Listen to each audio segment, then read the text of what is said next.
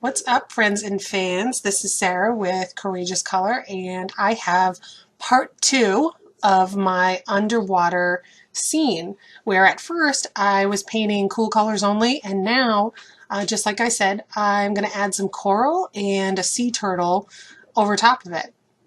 And I'm just starting by painting some white lines at a diagonal to make the illusion of sunlight sort of coming into the water.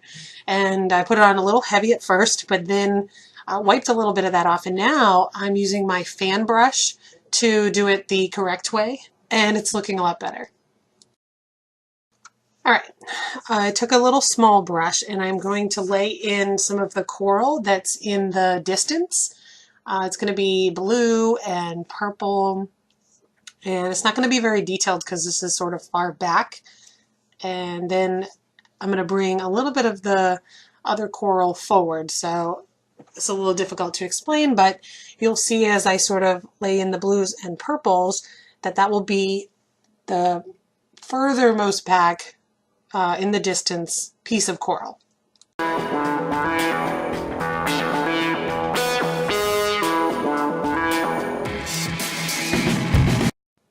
Now I'm going to add in some green, sort of slimy algae covered coral.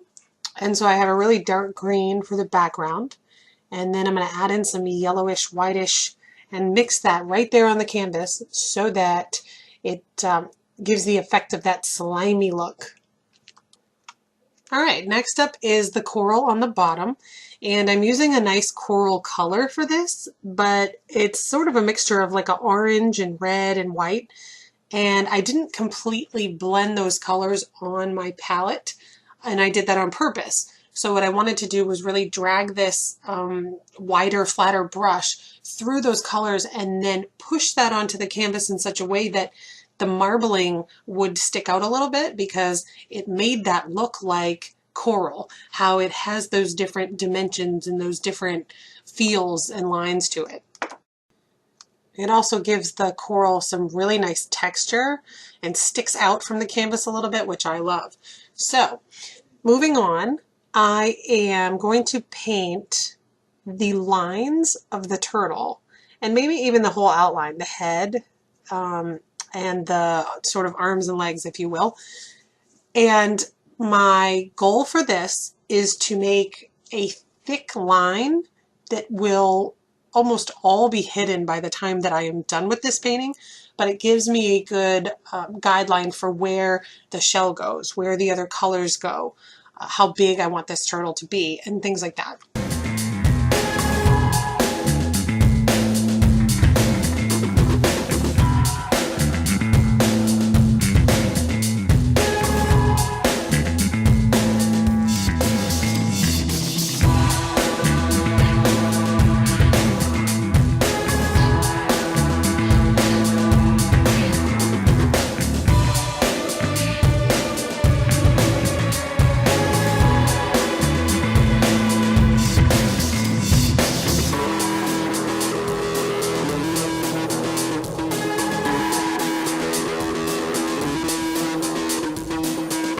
Alright, so the outline looks good, and I'm going to add a little bit of that same color into the turtle's shell, and you'll see me do that as I move along in this painting, and you'll really see the effects of that at the end when I bring it all together.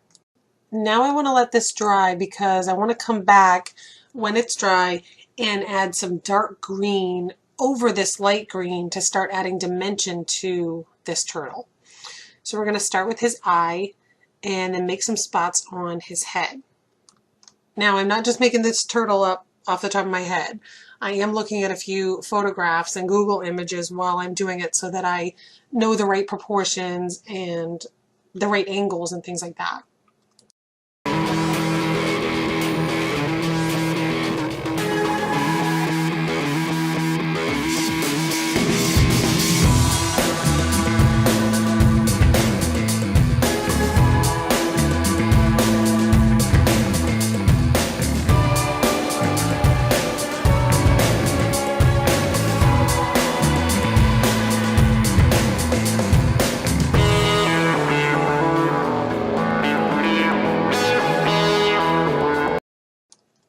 So now that the arms and legs and head have their spots, I'm going to add some of that green color into the shell, just like I did for the light green color.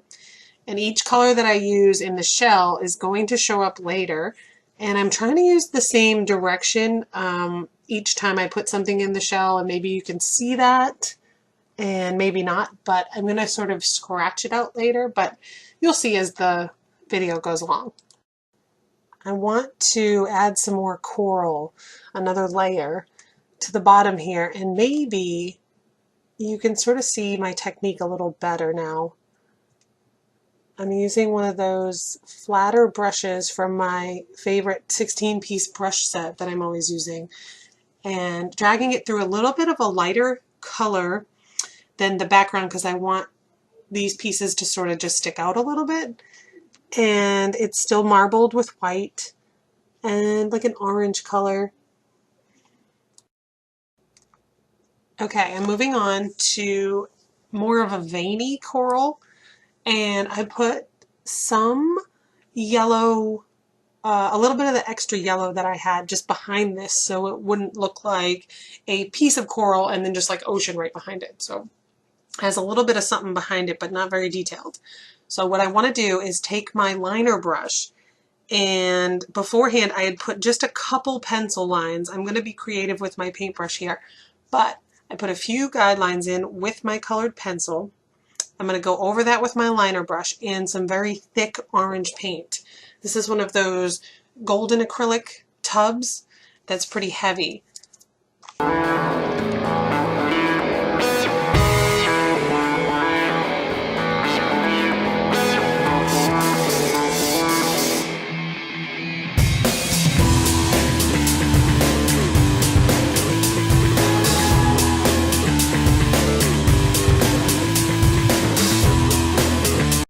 Okay, pretty good, pretty good. And I'm going to take a little bit of this orange, just like the other colors, and put that on my turtle shell. There we go. Now, things are looking a little different here. I've moved my studio space, and I have more of a close-up of the turtle because the other parts of the painting are finished. So I'm going to be working with a little bit of brown, and I'm going to go over pretty much the whole turtle shell. And then when I'm done with that, I'm going to scrape part of it out so you can see these other colors sort of show through.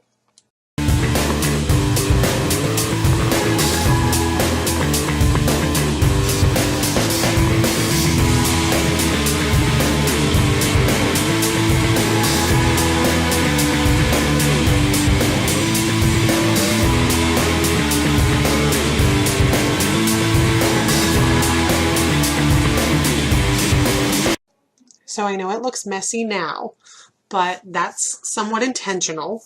And for right now, those little parts of the shell are done. And I'm going to outline the shell in a darker brown because at the side of the turtle shell, it kind of like flattens off a little bit before it goes into that big hump. And I'm scratching a little bit of it away with my palette knife. And so I've turned it sideways just so I can handle that, and it'll be a little easier to sort of scratch in that direction.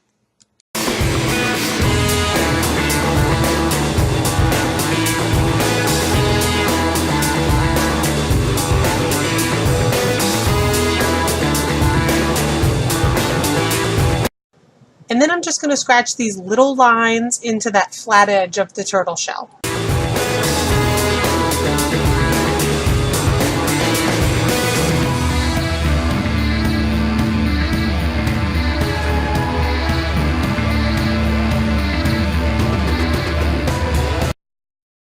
The last thing I want to do is go over the grooves or lines, whatever you want to call them, in the turtle shell with this darker greenish yellow sort of blended color. And I'm using my liner brush so that it doesn't come off too heavy. So occasionally you'll see me use my finger to sort of erase a little bit of paint, or my kind of nasty little painting rag to go over things just to make sure that the excess paint or the excess little scrapings come off. And so that's the only reason for that. So now that the outline is almost done, That's the second to last thing I'll do. And the very last thing I'll do is take a little bit of brown and add some shading into the fins and the feet and the head so that it looks a little more three-dimensional and it's not just flat with the yellow, green, and then the green spots. So there you go. That's how to paint a turtle into your underwater scene with a little bit of coral. And if you want to get creative, go ahead. Or if you want to copy exactly what I did, then that's totally fine too. I hope you like this video. Thanks for watching. Like and subscribe and turn on notifications to see videos as soon as they are uploaded. Visit courageouscolor.com.